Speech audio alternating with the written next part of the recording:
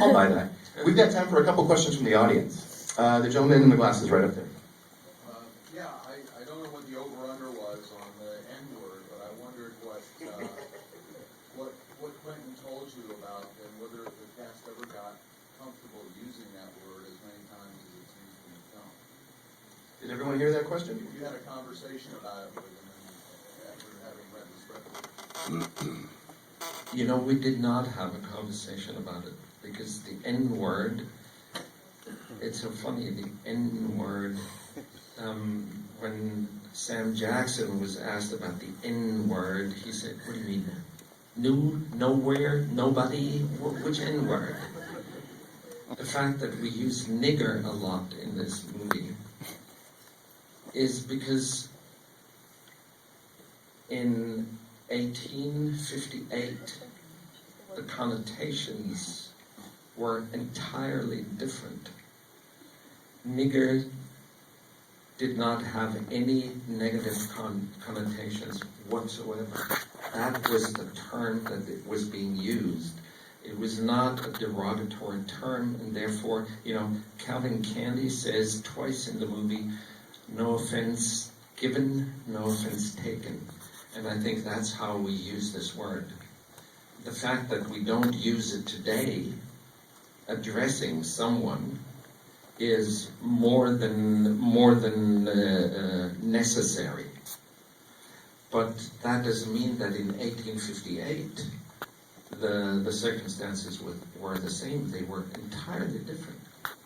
And I acknowledge the fact that the audience watching it today gets a little disturbed, yet the fact that we start to ask ourselves, hang on, maybe, you know, the clothes that they are wearing are different, the language that they're using is different, maybe that term was being used differently as well. Go right ahead. Do you feel any sort of catharsis that, like, for example, this role versus the role in Inglourious Basterds, where you're obviously much more of a protagonist and, you know, you're doing things that are more honorable in this movie, obviously. Do you feel that catharsis, or do you just sort of take whatever role you're playing and just do it and sort of leave that all at the door? Just to make sure you guys heard that question. Do you feel more of a sense of catharsis playing a character who does honorable things than playing somebody like Hans Landa who doesn't do honorable things? I am an actor. To me, doing justice to the character is the honorable thing. I don't play every character, and I very closely look at what it is that I'm supposed to do. But once I decide, I do that with conviction.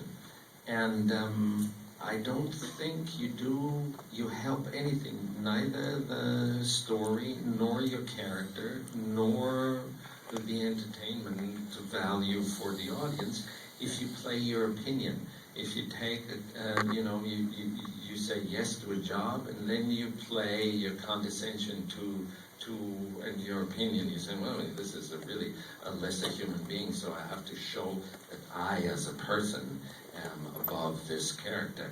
I find this utterly boring, and not just for me to do, but for you to watch.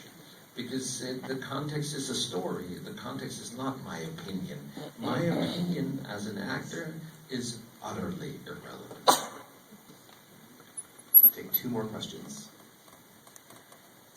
I'm going to go in the back, right up there. As an actor, what do you expect from your European directors as opposed to American directors? And what do you expect from them? What do you expect, or do you expect something different from European directors as opposed to American directors, and where does Quentin Tarantino fall on that spectrum? No, I don't make that cultural division in my expectations regarding a director. It's more or less along those lines. It is what is necessary for the moment. And yes, of course, an American director would have a different angle, and a European director would probably, try to be an American director because that's so much more successful. But in a way, I'm just trying to find out everything I can about the part that I'm supposed to play, and because I hate that feeling of insufficiency and not being able to really do everything that's necessary.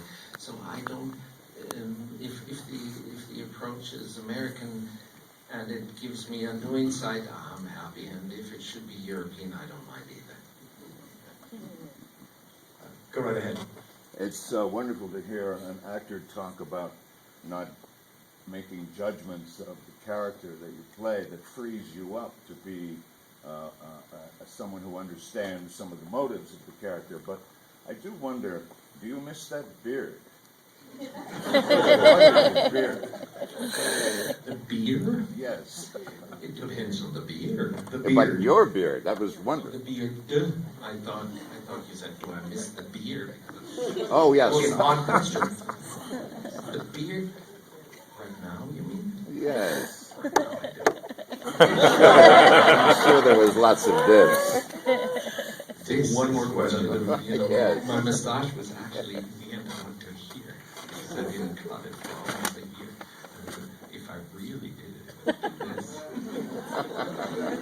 It would be a huge hit in Williamsburg if you did that. Go right ahead, you ma'am. How was it when the day you were shooting with Franco Nero for everybody in the set? I guess it was somebody everyone looked up to. Franco Nero? Well, unfortunately, not everybody, but I certainly was. Because I always tried to be polite and discreet, and I didn't want to say, Franco, I remember you as long as I can think. That's kind of not so charming, but I do. And we went fishing together in the Gulf of Mexico. And we were fishing for a red snapper, and he caught one this big, and I caught one this big. And Franco said, "You can't carry that on your own for the picture," and he helped me. So I have a picture with my childhood hero helping me to carry a red snapper this big. Awesome. Thank you so much for sticking around.